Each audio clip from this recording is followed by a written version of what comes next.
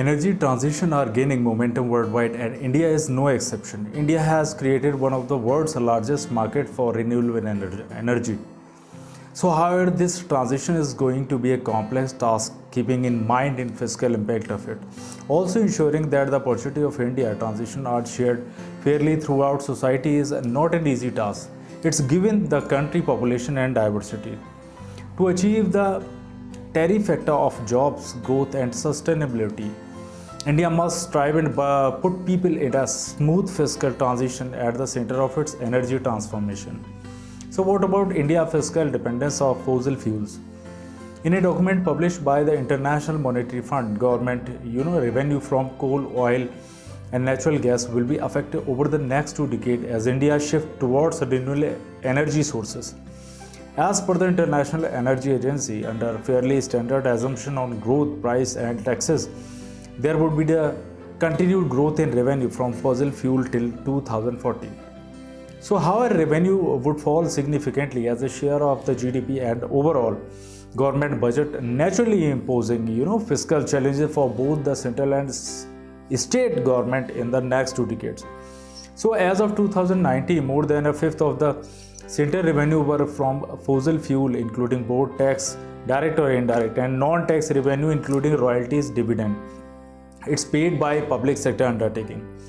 For the state of government, total revenue from fossil fuel were lower at about 8% of total revenue. The combined revenue for both the central and state was 13% of the total revenue collected, which translates to 3.2% of India's GDP. This share is much higher than India's defense expenditure and comparable to the combined education, culture and sport expenditure of both the center and the states. So what is the fiscal impact of transition? So at global level, the impact will not be felt evenly. China will feel about 27% of a cumulative of $75 trillion. And Europe will experience 11% and India about 7%. Economies such as Iraq that do not have a financial reserve to invest in non-fossil fuel sector could suffer the biggest losses in economic output. So wealthy economies with deep capital market that already have a big investment in energy transition technology, such as France and Switzerland, will be better positioned at national level due to the COVID-19 period. Government's reliance on fossil fuel for revenue, mainly petroleum, increased. So despite decrease in the international crude oil prices, taxes on petrol, diesel in India were increased, leading to decoupling of international and domestic oil prices. So according to latest data, the revenue from petroleum was 2.7% of GDP in 2019-20, which increased to 3.4% of GDP in 2020-21.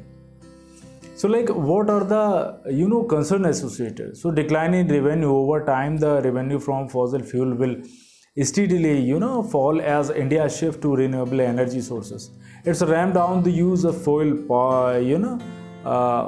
fuel and as electric vehicle increase. If current economic trend persists, revenue are estimated to fall from 3.2% in 19 of GDP to 1.8% and 1% in 2030 and 40 respectively. So if I'm talking about the small wind energy and hybrid system program, the subsidies will added to the center and state fiscal stress. But without these subsidies, the energy transition itself may slow down. Impact on political economy, the declining revenue can have political economic, ramification as well. The year 2020 is the last year of GST compensation given to state government, which may put a stress on certain state revenue. So furthermore, under the GST structure, state have limited autonomy to raise taxes, which may exacerbate the issue. The center of the last few years have started collecting more revenue via cess, which is not shared with the states, running the risk of straining the center-state relationship.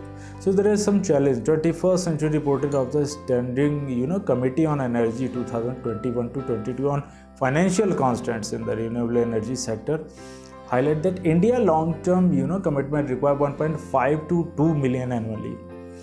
So gender disparity in green sector. So according to a 2019 study by Council on Energy, So environment and water and the women account for nearly 32% of the renewable workforce. It's globally, but only around 11% of the rooftop solar workforce in India.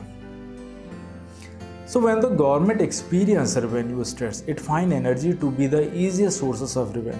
So additional taxes on coal or probably a carbon tax can be imposed, slowly phased in from a small amount or roughly equivalent to the existing coal cess.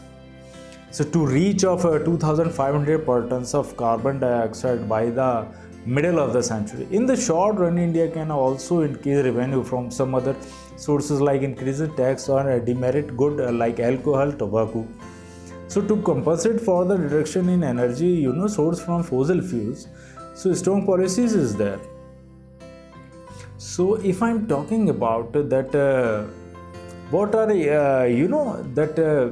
policies? It's actually need to be framed accordingly. So carbon tax revenue may need to be recycled back to poorer household who spend a large fraction of their income on energy. So investment challenge as an opportunity. The budget 2022 announced that the government proposes to issue sovereign green bond to mobilize resources for green infrastructure. So these bonds are expected to serviced by rupee and revenue with the rupee dominated end use. So this makes a strong case for domestic as well as masala bond issuance overseas. So several Indian corporates have tapped the Indian international exchange to raise capital from international investors. India immense requirements for green finances could be turned into an advantage to develop a home ground but world facing capital market. So this could establish India as a gateway for emerging economies in Asia and Africa. It's looking to raise international capital for their own transition. Gender balance, transition. While India's energy transition will create many new jobs, the limited participation of women in the growing green workforce must be addressed. As a priority, renewable energy companies must promote policies to ensure gender, parity in their workforce. These could, include investment in sustainable facilities for women at a project site, designing guidelines for flexible working arrangement, and creating program to prepare, more women for leadership roles. So that was the discussion. Thank you so much.